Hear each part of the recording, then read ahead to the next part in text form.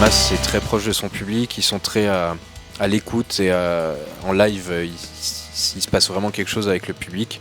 Et donc souvent, il me demande en fait, tout simplement d'allumer parce qu'à ce moment-là, il a envie qu'il se passe quelque chose, quoi. Il a envie de voir les gens, etc. La toute première scénographie, c'est Nicolas Rio qui l'a travaillée et ensuite il me l'a redonnée. Et celle pour le Zénith, du coup, on a retravaillé dessus avec Romain Drone. On réfléchissait, on s'est dit tiens, ce serait peut-être pas mal de mettre plusieurs backdrops et de les faire apparaître, de les faire disparaître, etc. pour garder quand même quelque chose de visuel. Et à partir de là, on s'est dit bon, on va pas mettre des ponts droits en haut, il faut trouver autre chose, quoi. Et donc est venue cette idée des espèces de pods.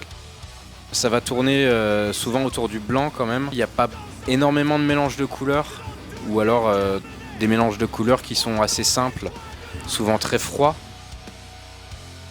Les Vipers, je t'avoue que c'est beaucoup en blanc. Et après, il n'y a pas beaucoup de couleurs profondes. C'est-à-dire que dans la plupart de mes couleurs, je rajoute du blanc dedans.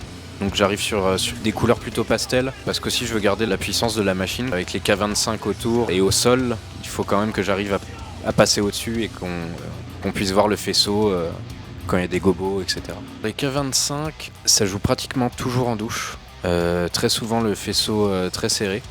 Il n'y a pas vraiment de position en fait avec. Ils vont passer dans le public, oui, mais ils vont pas y rester en tout cas. La scéno qu'on avait fait pour le Hellfest, de base, tout tournait autour de ça en fait. C'était des totems où on avait 44 Magic Blade qu'on amenait, c'était notre kit de sol finalement. Et on a repris un peu le concept pour ici, mais en les disposant, comme là on pouvait faire ce qu'on voulait, en les disposant autrement. C'est vraiment des machines que j'aime énormément, parce que je trouve que tu peux faire plein de trucs avec, que ce soit en contre, en douche, même en latéral, ça marche super bien. Les Mythos, c'était pas vraiment un choix, dans le sens où ce qu'il nous fallait c'était des beams, que ce soit du Sharpie ou du méga pointe même, parce que les méga pointes en beam, je trouve que ça fonctionne vraiment vraiment bien. Là ça a été du Mythos, on a dit ok, parce qu'on n'a jamais eu de problème avec ces machines là. Et puis encore une fois, c'est utilisé uniquement en bâton, en blanc.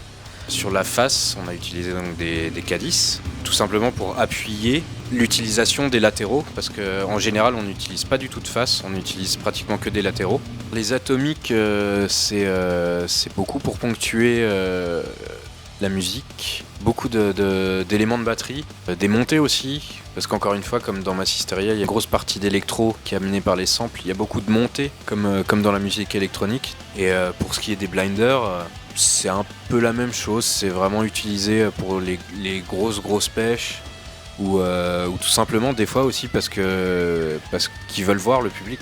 Les P2 du coup on les a pris sur le Zénith, on en a pris 10 parce que sur le kit de tournée habituel, moi j'ai du Tone Color qui est beaucoup plus gros, et là on a pu en répartir un peu plus partout sur la scène, notamment sur le riser de batterie ou au pied des Ego Riser aussi, du guitariste et du chanteur.